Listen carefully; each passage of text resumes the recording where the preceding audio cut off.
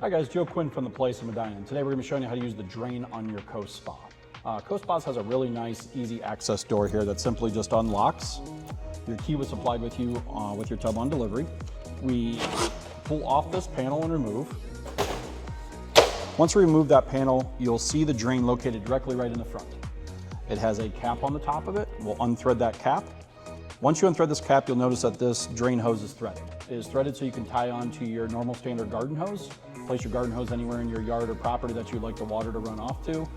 Once that's been done, go ahead and you'll see a ball valve on the top. Simply turn that parallel with the hose and gravity will take shape and all the water will drain out of your spa. Once that water has been emptied out of the tub, remove your standard garden hose, replace your cap, turn your ball valve at a 90-degree angle, and simply place back inside of your easy access panel. And that is how you drain your Coast Spa.